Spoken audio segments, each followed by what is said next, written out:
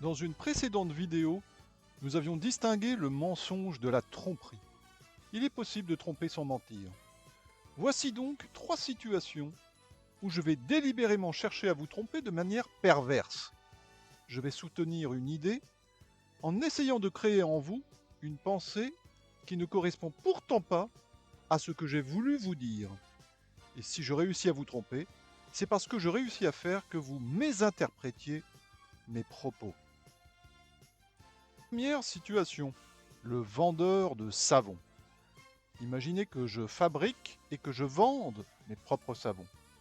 Imaginez que tous les savons soient notés et évalués par une agence indépendante, autrement dit non soumise à conflit d'intérêts ou à corruption. Supposons que mon savon ait la note de 8 sur 10. Voilà ce que je vous dis. Il n'y a pas meilleur que mon savon. Et j'affirme même, il n'y a pas moins cher que mon savon. Imaginez que je ne vous mente pas. On pourra en effet découvrir qu'aucun autre savon ne possède une note supérieure, comme 9 sur 10, 10 sur 10. On pourrait même vérifier qu'aucun autre savon ne serait moins cher. Voilà cependant ce que vous risquez de penser. Ce savon est le moins cher et ce savon est le meilleur. Mais alors, vous vous êtes fait avoir. En effet, je ne vous ai absolument pas dit cela. Je vous ai dit, j'ai soutenu qu'il n'y avait pas moins cher et qu'il n'y avait pas mieux. Je ne vous ai pas dit que mon savon est le meilleur. Alors je vous imagine derrière votre écran froncer le sourcil. Mais je vous explique pourquoi. Pour que mon savon soit le meilleur, il faudrait que les autres savons soient moins bien que lui. Or, on peut imaginer que les autres savons soient aussi bien que le mien. Peut-être en effet que tous les autres savons ont également une note de 8 sur 10, eux aussi. Donc il est vrai, il n'y a pas meilleur que mon savon. Mais mon savon n'est pas le meilleur. Il est en fait de même qualité que tous les autres. De même encore pour le prix. Il n'y a pas moins cher que mon savon, certes, car en fait, tous les autres savons concurrents ont le même prix. Mon savon n'est donc pas le moins cher. Moralité, méfiez-vous des phrases négatives qui ont l'apparence de la positivité. Il n'y a pas mieux que A ne signifie pas que A est le meilleur. Il n'y a pas moins cher que A ne signifie pas que A est le moins cher. Deuxième situation, deuxième exemple, la réforme du chômage. Imaginez que je vous dise qu'une réforme chômage a eu lieu et que ses effets positifs se manifestent enfin. Il y a désormais moins de chômeurs, et ce, non pas dans une seule catégorie A, mais dans toutes les catégories confondues. Des hommes politiques qui nous annoncent la nouvelle sabrent le champagne pour fêter la réduction du nombre de chômeurs. Voilà ce que vous risquez de penser.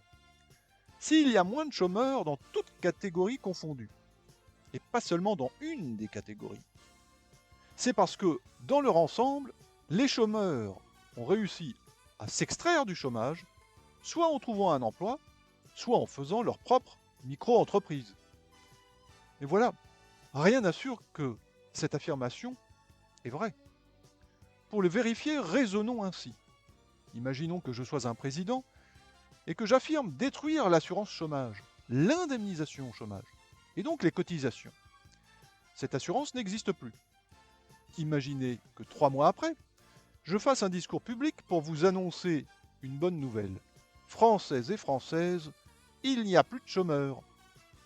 Ce qui est vrai, puisqu'il n'y a plus de chômage. Sans chômage, plus de chômeurs. Mais pourquoi vous dire cela? Eh bien, imaginez que je rende de plus en plus difficile l'ouverture des droits à pouvoir toucher le chômage. Imaginez que je rende de plus en plus difficile également le droit de prolonger mes droits au chômage. La conséquence en est que moins de personnes y auront droit.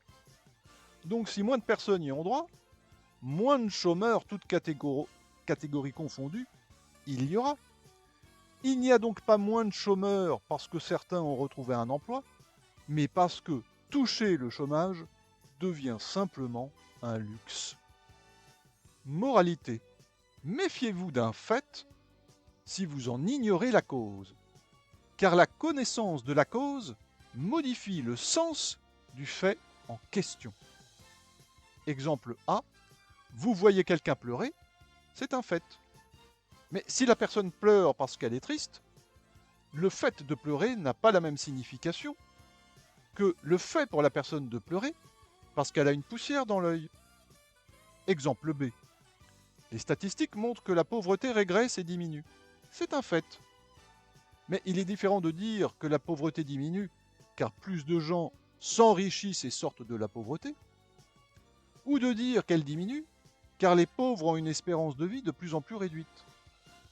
Car avec une espérance de vie de plus en plus réduite, ils peuvent mourir de plus en plus vite. Donc plus ils meurent vite, moins il y a de pauvres. Bref, vous le constatez, un fait sans sa cause peut se voir attribuer des significations totalement différentes. Seule la connaissance de la cause permet d'attribuer un sens correct au fait lui-même. Troisième et dernière situation fictive. Imaginez qu'une pandémie éclate.